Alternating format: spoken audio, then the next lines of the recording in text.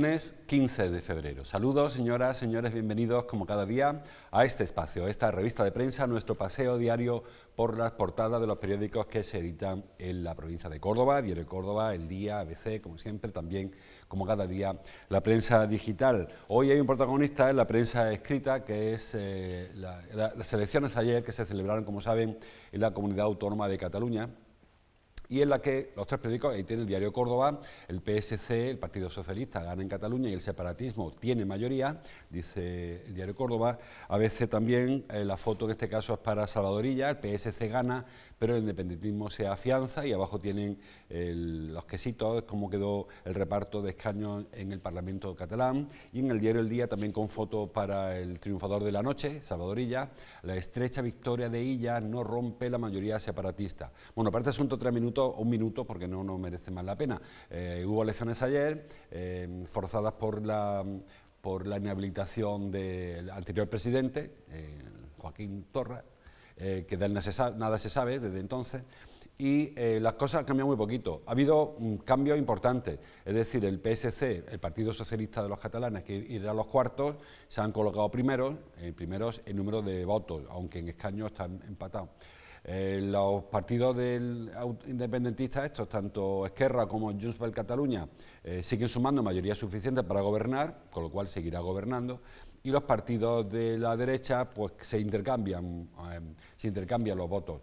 Hasta ahora tenía Ciudadanos 36 diputados y lo ha repartido entre el PP, el PP también pierde, entre Vox sobre todo, que aumenta, pasa de 0 a 11 diputados, y el PSOE, que recupera muchos votos de los que en su día cedió a la etapa de Inés Arrimadas, que yo creo que en este partido está claro, un partido muy personalista, que Albert Rivera funcionaba, Inés Arrimadas funcionaba en Cataluña, Albert Rivera ya no está, Inés Arrimadas está en Madrid, y el partido pues tiene un batacazo histórico, ha pasado de 36, es la primera fuerza en el Parlamento catalán, a 6, ha perdido 30 escaños y se ha quedado de los penúltimos, solamente ha superado al PP, que sigue sin levantar cabeza en Cataluña. Bueno, a pesar de ello, como digo, seguirá igual, todo apunta a que seguirá tal y como estaba, con un gobierno de los dos, Esquerra y Junts. Ahora le tocará a Esquerra, y pues el resto de aquellas figuras que poco a poco van saliendo y se van eclipsando, se irá perdiendo, como ya incluso el caso de Puigdemont, que poco a poco se habla menos de él.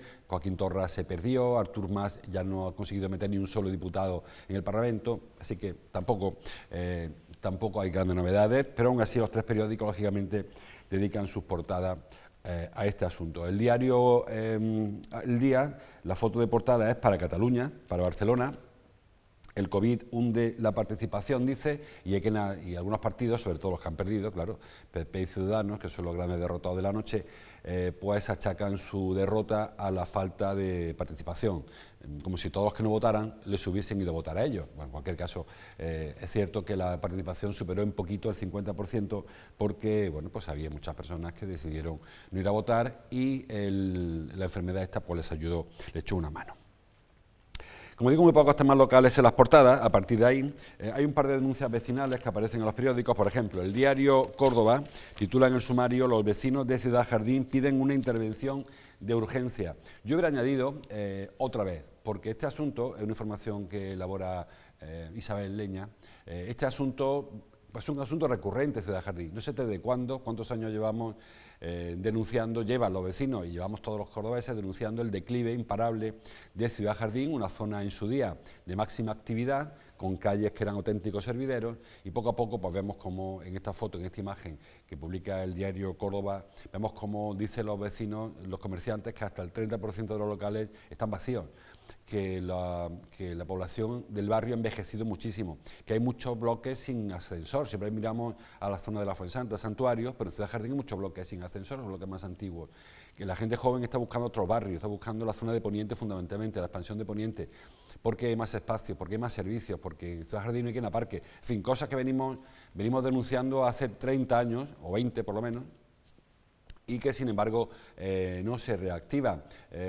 Hubo, si recuerdan, en el final del mandato de José Antonio Nieto, es decir, hace 4, 5, 7 años, se aprobó un plan de las grandes manzanas, las supermanzanas le llamaban, de Ciudad Jardín, que consistía en peatonalizar una parte importante del barrio, o alguna de las calles del barrio, para incentivar un poco el tema ciudadano, el tema social, el tema cultural, el tema económico y comercial sobre todo. Pero aquello se quedó parado en el tintero y no apareció. Había habido otro plan anterior, muy anterior también, de Izquierda Unida, pero los planes se presentan habitualmente en periodos electorales o preelectorales y cuando pasan las elecciones pues se adormecen. Así que Ciudad Jardín, lo venimos comentando hace muchísimo tiempo, es un barrio que languidece, un barrio que ha ido cambiando la población. Hay muchas personas que vienen de otros países que también viven en la zona de Ciudad Jardín, sobre todo la que pega al Gran Vía Parque. Y en consecuencia pues hay muchos locales cerrados, muchos pisos vacíos, muchas personas mayores que están enclaustradas en sus casas porque no tienen ascensor y les cuesta trabajo salir, y luego el problema eterno del barrio que es el del aparcamiento. Hubo un par de opciones que no se llevaron nunca a la práctica, de construir aparcamientos públicos y liberar las calles de ese corsé que significa tener que aparcar en las dos aceras, con lo que reduce la movilidad, pero no se está haciendo. Así que esta información, este reportaje, que yo les recomiendo como siempre que lean, pues hace incidencia a lo que ya venimos muchos años comentando. Ahora con la COVID, pues parece que la cosa se acelera o se agrava, porque si encima de que hay poca actividad se reducen los horarios comerciales, pues el barrio a partir de las 6 de la tarde es un cementerio, no hay actividad alguna y los comerciantes pues advierten que sin vida en la calle el comercio local pues no va a funcionar. Hablando de comercio local, tras los periódicos, lo traen todos los periódicos, el diario Córdoba lo traen justo debajo, el comercio se une en una plataforma para la venta online. Lo he leído en todos los periódicos, aparece, si lo buscan por ahí, está en todos los periódicos locales y digitales. ¿En qué consiste? Pues han creado, auspiciados por el Ayuntamiento y la Asociación Comercio Córdoba, y los centros comerciales abiertos, todos los que hay, Ciudad Jardín también, el del centro, el de la Viñuela, todos los que hay, han creado una plataforma que se llama Marketplace Córdoba, puesto del mercado. Tenemos esa manía de ponerlo todo en inglés porque parece más bonito, parece más moderno. Marketplace Córdoba. ¿Qué consiste? Consiste en crear una plataforma para que los comerciantes de cercanía se conviertan también en comerciantes de lejanía. Y permítanme el chiste.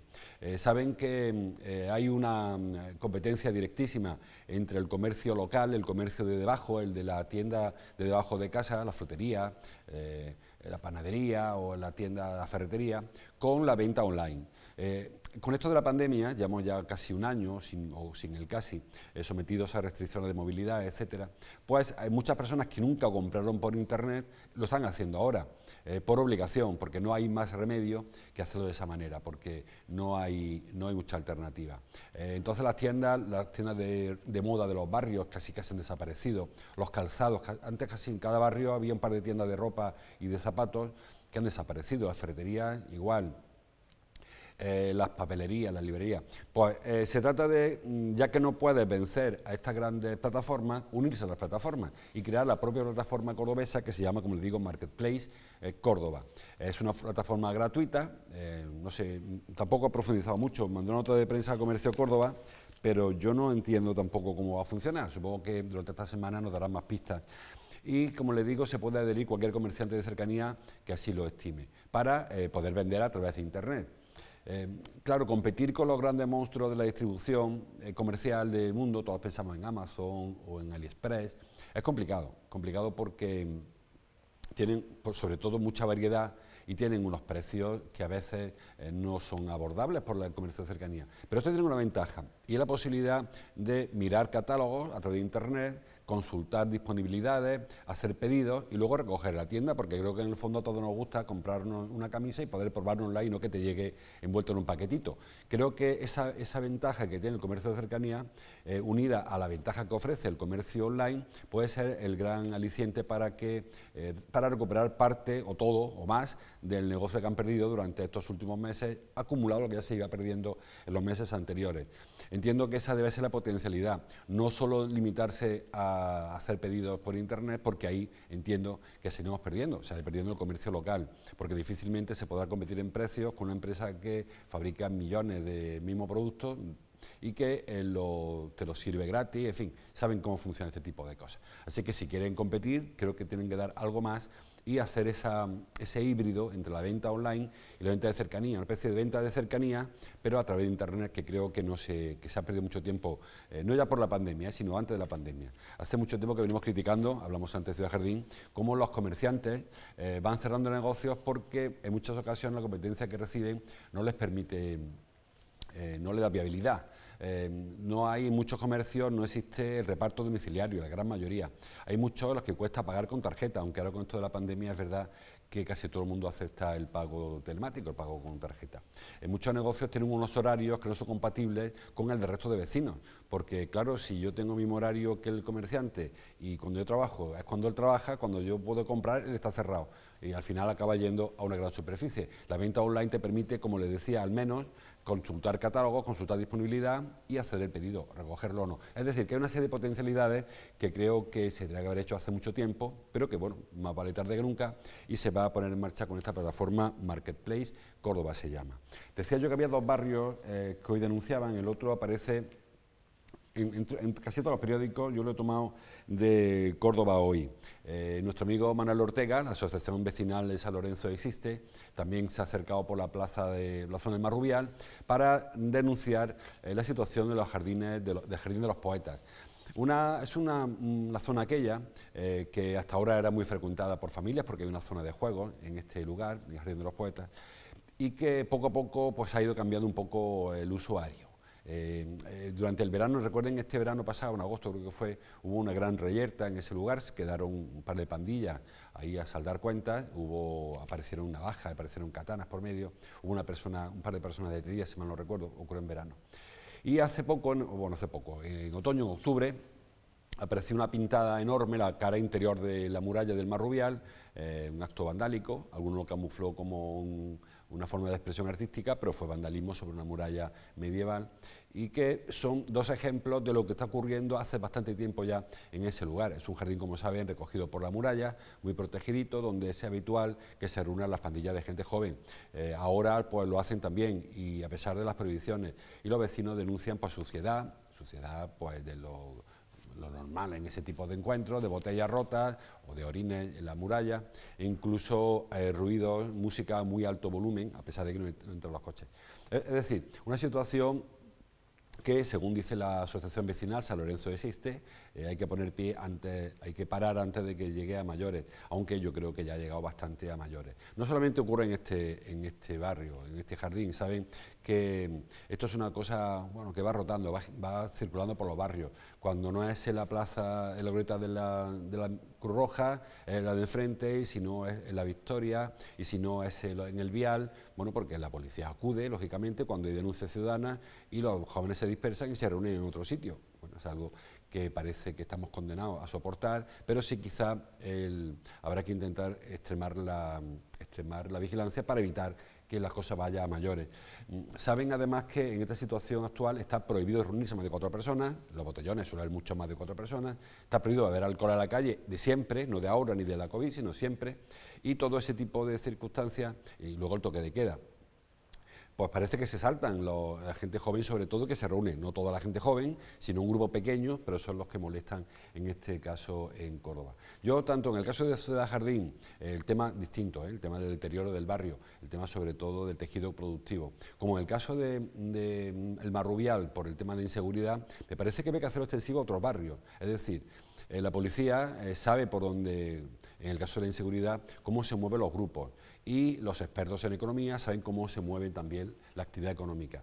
Bueno, pues tenemos dos casos, uno en cada sentido, de dos ejemplos de cómo la cosa puede acabar ahí si no se pone medidas para evitar que le ocurra lo mismo que a Ciudad Jardín al sector sur, por ejemplo, o a Santa Rosa o a cualquier otro barrio. Bueno, pues antes de que ocurra habrá que ir poniendo medidas, ir evitando los efectos, porque luego es más complicado revitalizar a una persona cuando está en situación más grave que cuando está todavía en una situación de posible mejoría, ¿no? Y el tema de la inseguridad ocurre igual. Sabemos que después de esta denuncia es probable que ya haya habido una reacción por parte de las fuerzas y cuerpos de seguridad del Estado, acudan a esa zona, eviten el botellón de allí, pero lo que hagan sea trasladarlo o al Alpargate o a donde sea, o al jardín más para allá, o a los Teletubbies, donde sea. porque los que van a quedar allí van a quedar en otro sitio. Es decir, que creo que no basta con ir espantando de un sitio a la gente joven para mandarlos a otro, o en el caso del comercio, pues ir saneando un barrio cuando ya está a punto del desfallecimiento al menos total, como ocurre en el caso de Ciudad Jardín, que es verdad que el deterioro es palpable, que pasas por calles donde parece que estás viviendo en los años 70 u 80 del siglo pasado. Bueno, hay más cosas.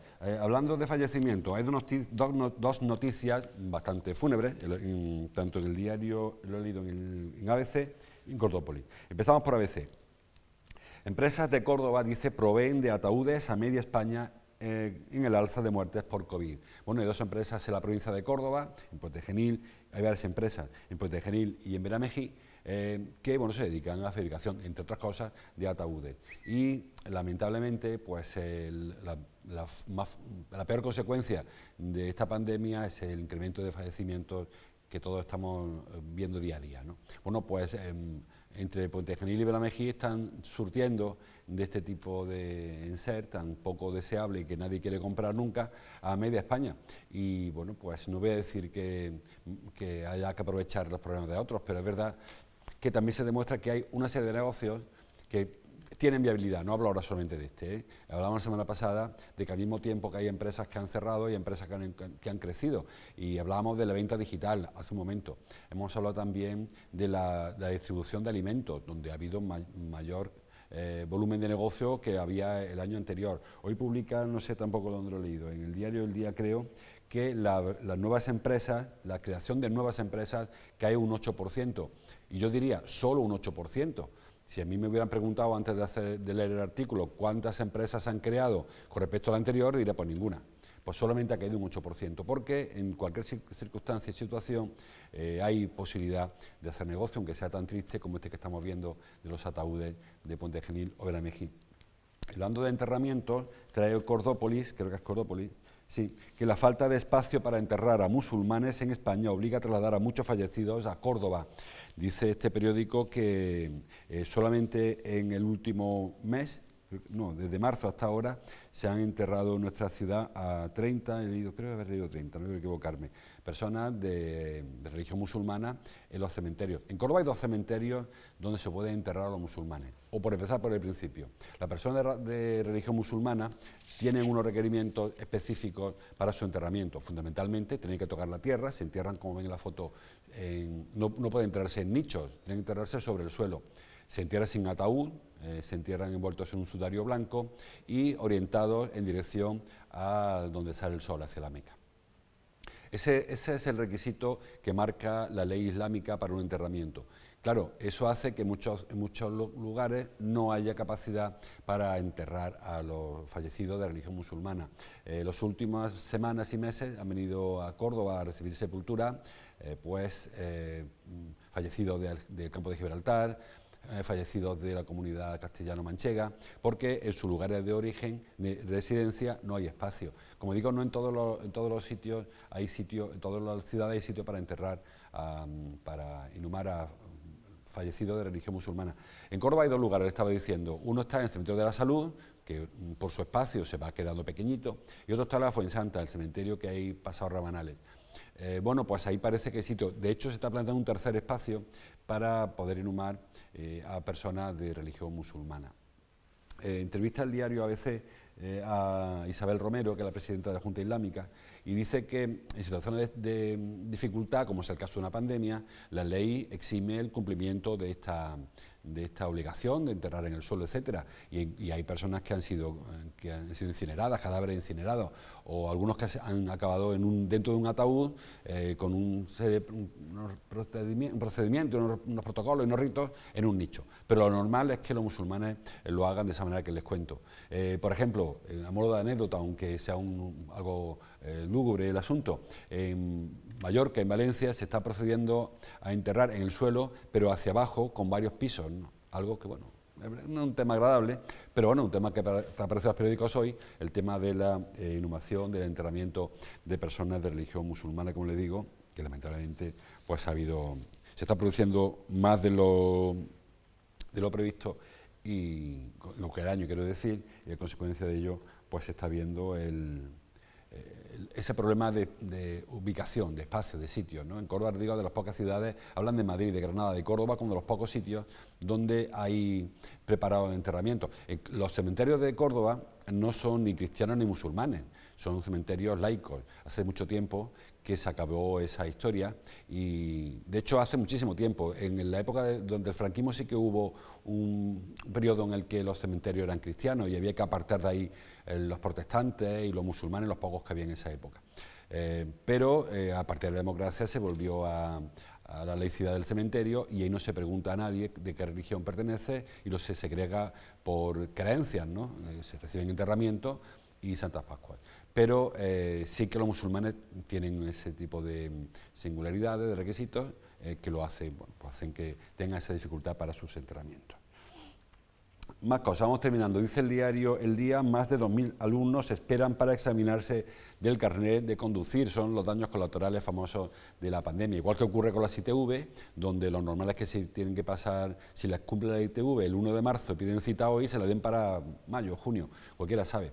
Le recuerdo, por cierto, el 1 de ITV, luego hablamos de esto, que circular sin haber pasado la ITV es una falta con multa, creo que son 200 euros y la inmovilización del vehículo. Es decir, cuidado con esto. Es cierto que la Guardia Civil no está siendo especialmente estricta en la circulación sin haber pasado el sello, pero sin pasar la ITV. Pero, por ejemplo, hay un riesgo añadido y es el de la aseguradora. Si usted tiene un siniestro con su vehículo y no tiene la ITV pasada, cuidado, que la aseguradora puede decir que no tiene por qué circular ese vehículo y tener que usted correr con los gastos de la reparación. O sea, ojo con eso. Porque, repito, Guardia Civil está siendo bastante flexible, muy laxa, y yo no conozco muchos casos que hayan sido sancionados, a no ser que sean reincidentes y hayan contravenido algún tipo de recomendación. Pero con el seguro, cuidado con ese asunto, porque puede traer problemas. Bueno, pues poco a poco se va regulando el tema de la 7V porque ya acabó la huelga, los paros y ha habido una ampliación importante de personal, pero ahora el problema sigue estando en el carnet de conducir porque también hay un retraso importante. Hay limitaciones, saben que a partir de la pandemia no se puede, como antiguamente, que en el mismo vehículo viajaba que se examinaba, el ingeniero que va examinando y los siguientes alumnos. Ahora no puede ser así, ahora hay que bajar, subir, hay que desinfectar vehículos, con lo cual todo este proceso se ha ampliado en el tiempo y eso ha hecho que las esperas sean mayores. Luego ha habido un periodo de tiempo en el que no ha habido trabajo, no ha habido posibilidad de ir a la autoescuela y también hubo unas protestas de los empleados de la autoescuela. Es decir, se ha ido amontonando todo esto y 2.000 alumnos, dice el diario El Día, están aguardando a examinarse con lo que aquello lleva aparejado, no solamente por el tema de la molestia para no tener el carnet, sino que en muchos casos le obliga a las circunstancias a dar más clases, con lo cual encarece, lógicamente, el carnet de conducir y bueno, hay personas que dependen de tener un coche para trabajar, está costando dinero tener que desplazarse en autobús o en taxi o como sea, o en tren si tienen que viajar fuera de la ciudad. Es decir, que hay un retraso de hasta 2 meses, dice la Asociación Provincial de Autoescuelas, entre lo que debería ser y lo que está haciendo, y 2 meses son muchos meses cuando la formación de un conductor en ocasiones dura 1 mes y medio, 2 meses, según los conocimientos previos y la habilidad del futuro piloto. Puede ser que sea mucho más breve de lo que está haciendo el retraso en tener cita para el examen. Hay muchas más informaciones en los periódicos, como siempre, algunas muy curiosas. Dice el diario Córdoba que la Asociación Amigos de las Ermitas denuncia que una avioneta vuela bajo sobre el corazón de Jesús.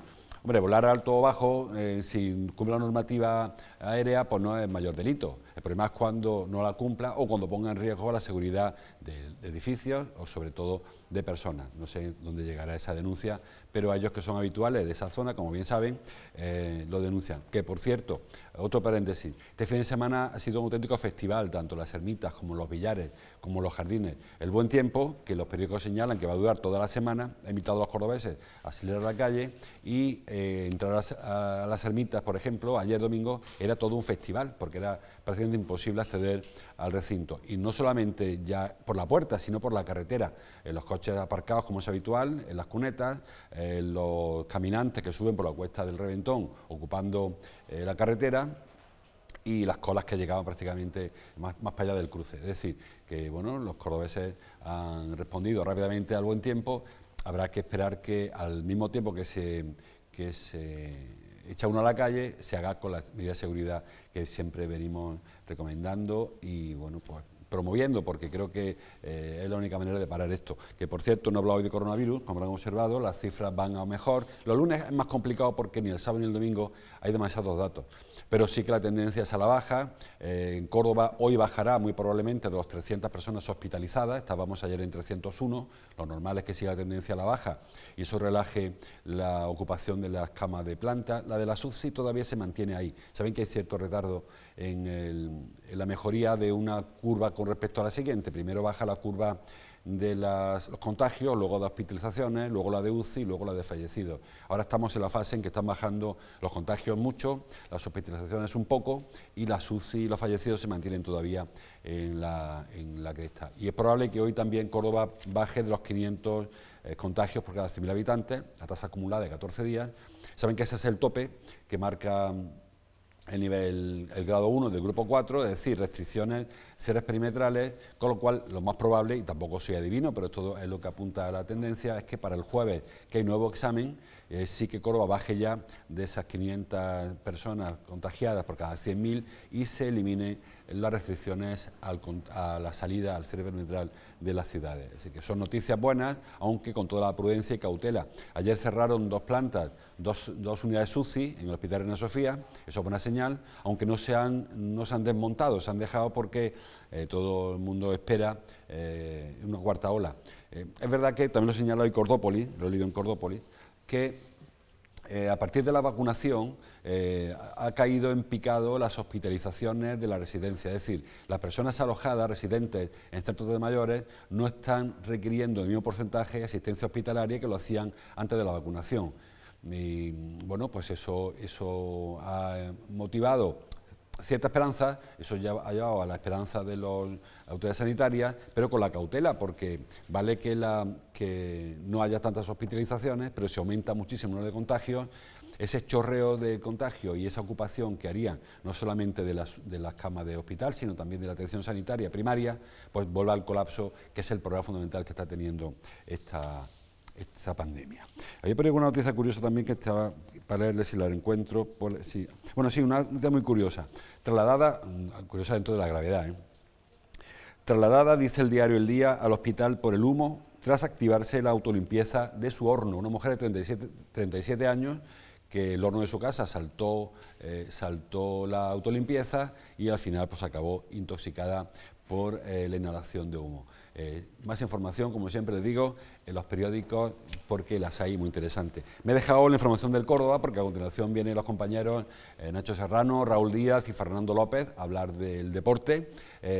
Solamente una foto en el caso de los periódicos en papel, que es la del diario Córdoba, una foto que firma Paco González, que se iría a Sevilla para presenciar la derrota del Córdoba, nueva derrota del Córdoba. El Córdoba se desangra, dice el titular del diario Córdoba. Los de Alfaro caen en su visita al filial del Sevilla en un partido gris. El diario El Día, el Córdoba cae en Sevilla 1-0, la foto pequeñita de Pío Bacari con una venda, porque parece que tuvo un problema. La foto del Córdoba se ve el momento en el que sangraba por la frente o por donde fuera.